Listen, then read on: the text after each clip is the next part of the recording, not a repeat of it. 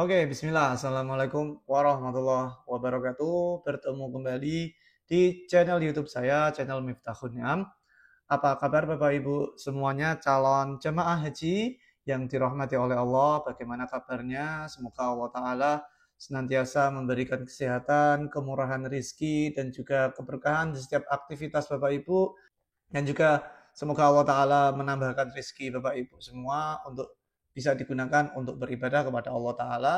Semoga Bapak Ibu yang menjadi calon jamaah haji di tahun 2025 ini diberikan kemudahan, diberikan kelancaran atas ibadah haji yang akan dilaksanakan. Dan bagi Bapak Ibu yang belum bisa berangkat di tahun ini, semoga Allah Ta'ala berikan kemudahan untuk berangkat di tahun-tahun berikutnya, baik itu haji maupun umroh di Mekah dan juga Madinah. Amin ya Rabbal Alamin. Pemerintah melalui Kemenak di beberapa waktu yang lalu telah mengesahkan kerjasama MOU dengan 3 maskapai pilihan di tahun 2025 ini yang akan mengangkut jamaah haji reguler Indonesia tahun 2025. Nah, maskapainya apa saja dan juga untuk masing-masing embarkasi untuk maskapainya itu akan mengangkut di embarkasi mana saja akan kita bahas di video kali ini. Oleh karenanya simak terus video ini sampai selesai.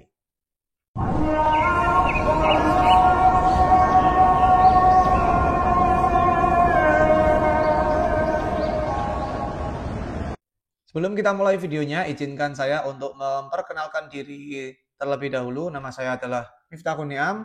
Saya adalah jamaah haji tahun 2024 dengan status cadangan, tapi alhamdulillah masih dapat kuota sehingga bisa berangkat di tahun 2024. Dan saya jamaah haji dari Kabupaten Jepara, Jawa Tengah. Saya berangkat tanpa KBIH atau istilahnya itu non KBIH atau istilah lainnya juga haji mandiri. Cerita saya terkait dengan haji tahun 2024 sudah saya taruh di playlist cerita haji 2024 dan juga ada playlist terkait dengan haji mandiri atau haji non KBIH juga ada playlistnya. Silakan Bapak Ibu tonton yang belum menontonnya. Untuk Bapak Ibu yang membutuhkan informasi terkait dengan keberangkatan haji furoda yang bisa langsung berangkat tahun ini juga bisa klik di link deskripsi, ataupun bagi Bapak Ibu yang berkeinginan untuk pergi umroh dengan biaya yang terjangkau, bisa juga klik di kolom deskripsi. Kita memberikan penawaran dari umroh bisa, semua bisa umroh. Bagi Bapak Ibu, jangan lupa untuk klik like, comment, share, dan subscribe channel ini. Siapa tahu video ini bisa bermanfaat bagi teman-teman Bapak Ibu yang membutuhkan informasi ini. Kita ke pembahasan utama, yaitu tentang maskapai haji tahun 2025 untuk jamaah haji reguler Indonesia. Nah, jadi di beberapa waktu yang lalu, pemerintah selaku Kementerian Agama itu telah mengesahkan kerjasama MOU bersama dengan 3 maskapai penerbangan yang cukup ternama di dunia penerbangan, baik itu di Indonesia maupun di dunia. Beberapa yang direkrut untuk bekerja sama ini ada di antaranya yang maskapai lokal atau maskapai dari Indonesia, dan juga 2 maskapai Indonesia dan 1 dari maskapai Saudi. Nah, kita bahas satu persatu. Yang pertama itu ada maskapai Garuda Indonesia. Garuda Indonesia ini merupakan maskapai penerbangan kebanggaan Indonesia tentunya, yang sudah terbiasa untuk melayani penerbangan haji di setiap tahunnya. Garuda Indonesia ini akan melayani penerbangan di 7 embarkasi haji Indonesia, yaitu yang pertama ada Aceh, kodenya dengan BTJ. Nah, ini dilayani oleh Garuda Indonesia. Kemudian Medan dengan KNO kodenya, kemudian juga Jakarta Pondok Gede, kodenya itu JKG, dan juga Jawa Tengah Solo di kodenya adalah SOC, dan juga Balikpapan BPN, Makassar UPG, kemudian Lombok LOP. Nah, itu adalah embarkasi-embarkasi yang akan dilayani penerbangannya oleh Garuda Indonesia. Nah, jadi kalau satu kloter itu biasanya penerbangannya itu berisi 360 jamaah haji. Itu kalau Garuda Indonesia. Nanti kalau maskapai lain bisa berbeda juga kapasitasnya, tergantung dari jenis pesawat yang digunakan. Dan juga karena Garuda Indonesia ini biasanya menggunakan Boeing 777-300ER dan Airbus A330. Nah, jadi kapasitasnya ya kurang lebih sekitar 360 jamaah haji. Yang kedua ini masih pada maskapai lokal yaitu Lion Air.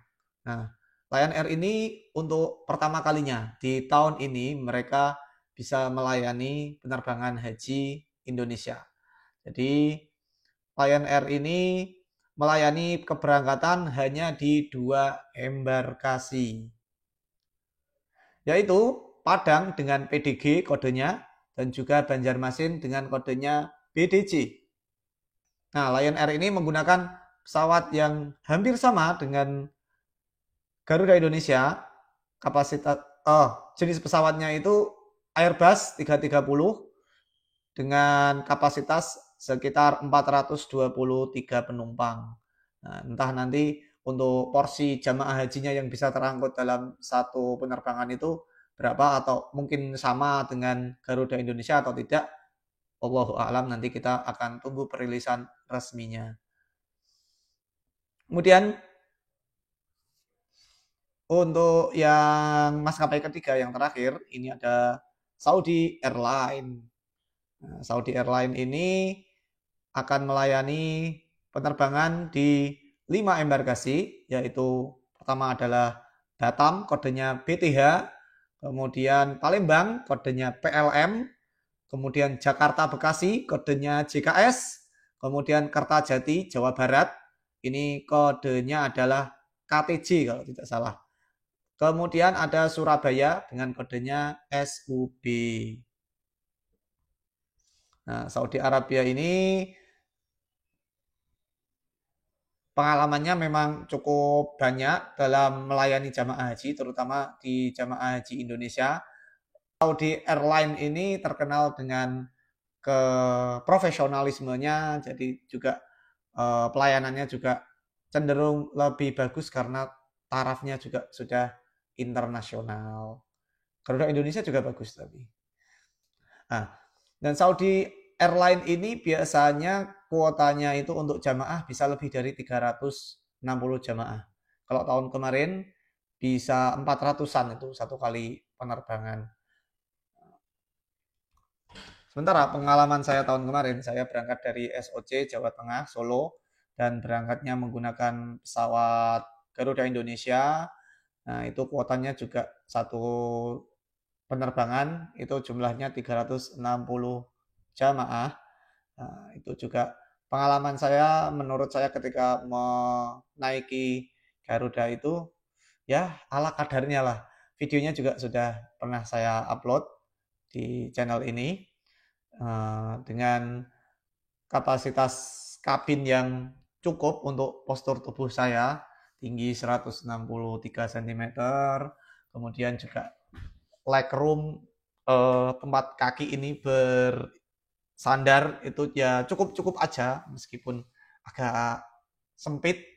Kemudian posisi duduk juga ya apa adanya juga lah, tidak bisa reclining, tidak bisa selonjoran dengan sempurna. Jadi kalau menurut saya, terus juga di sisi entertainment juga tidak ada entertainmentnya. Di depan penumpang itu biasanya kan ada layar. Nah, kalau di penerbangan haji kemungkinan memang disetting untuk tidak ada entertainmentnya. entah masalah apa, pertimbangan apa yang dicapai untuk entertainmentnya dihilangkan, mungkin juga keterbatasan budgetingnya biar masuk, dan juga sehingga kalau menurut saya agak kurang nyaman ya kalau di Garuda Indonesia sebagai penumpang. Nah, mungkin kalau di Saudi Airline atau maskapai yang lain nanti pengalamannya bisa berbeda. Atau mungkin di Garuda Indonesia tahun ini akan ada perbedaan layanan yang diberikan dari tahun 2024 yang saya alami. Nah, kalau teman-teman ada yang punya pengalaman menaiki maskapai penerbangan haji, baik itu Garuda Indonesia ataupun Saudi Arabia Airline, silakan bisa tulis di kolom komentar. Oke, mungkin cukup sekian yang bisa saya bagikan. Semoga apa yang saya sampaikan di sini bisa memberikan manfaat, memberikan pengalaman bagi Bapak Ibu semuanya calon jemaah haji. Amin ya rabbal alamin. Jangan lupa untuk like, comment, share, subscribe video ini. Sebarkan ke teman-teman Bapak Ibu, siapa tahu mereka membutuhkan informasi yang saya sampaikan di video ini. Semoga bermanfaat. Kita akhiri. Wassalamualaikum warahmatullahi wabarakatuh.